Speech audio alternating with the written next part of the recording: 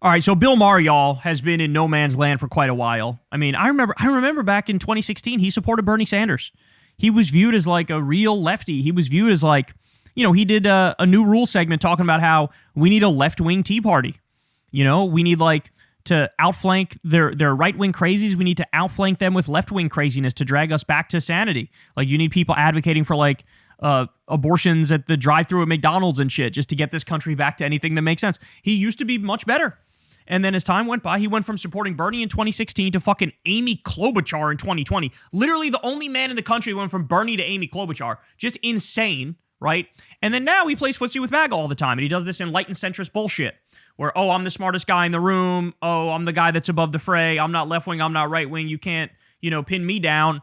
How many times have we seen this fucking disgusting shtick, I don't know what it is, man. I don't know what it is. But he's definitely lost his way. Well, now, get ready. We got a new one for the all-time fucking what the fuck Bill Maher moments. Listen to this one. What do you think is the best thing he's done and the worst thing he's done? Talking about Trump. He's asking about Trump. What's the best thing he's done? What's the worst thing he's done? The thing he's done was the Middle East deal. Yeah. Bombing Iran, backing Israel, and not pretending like, oh, well, everybody in the Middle East, they have equal arguments.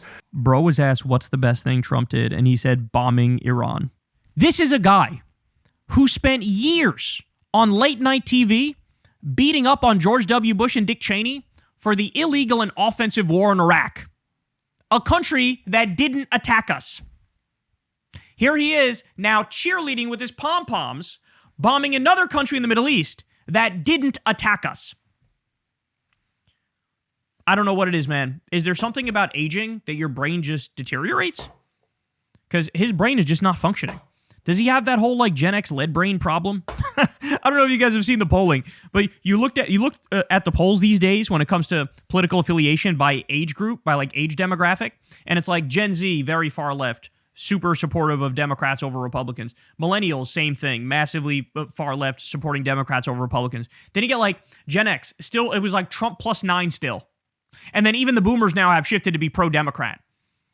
And like, then you look it up, and I swear to God, there's research on this that talks about how, and this is no disrespect to any of the Gen X millennials, that's not a thing. This is no disrespect to the Gen Xers who watch this show, because you guys are the good ones, and I love you to death. God bless you. But you go and you look, and, there's, like, lead brain is an actual thing, where there was the highest concentration of lead in the air when Gen X was being raised. So in their formative years, they had lead had the most impact on their brains. And then, like, I don't know if it sapped them of their empathy completely, but now they're just like, that's like suicidal shit, where they're like, yeah, we still back Republicans. It's like, are you watching what's happening? What they're doing to this country? Are you insane? You support 17 million people losing their Medicaid? You support doubling, tripling, quadrupling, and more than that, people's health insurance premiums? You support war with Venezuela to steal oil? What? I don't know what's going on with him, but he's gone, bro. Homie is gonzo. Best thing he's done was the Middle East deal. Yeah. Bombing Iran, backing Israel, and not pretending like, oh, well, everybody in the Middle East, they have equal arguments. By the way, he's right about that. Everybody in the Middle East doesn't have equal arguments. But it doesn't cut in the way he wants it to. Yeah, Israel's got the worst one, bitch. No, again, not to bring everything back to Anna Kasparian's dress, but like, really wasn't my intention. Yeah. But where would you be comfortable wearing that dress? Whose civilization looks like yours? Oh my God, bro.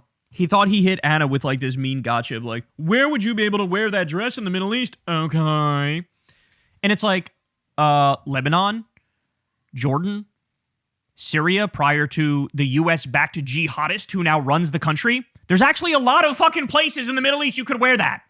It's just you are a massive Islamophobic bigot, and so you pretend our civilization is just better than theirs, okay? Because they have the Quran, and it's evil, okay? This is his whole shtick. It's like, really? Really? We're still fucking playing this game? Meanwhile, you back Israel. Israel's run by Netanyahu. Ben-Gvir and Smotrich are in his coalition. The illegal Orthodox Israeli settlers are in the coalition. They are literally saying, the Torah promised me this land in the West Bank, so I will fucking take it. They are saying that. They're saying, sorry, Palestinians, I know you've been on this land for thousands of years. I'm now stealing it because it was promised to me in my holy book.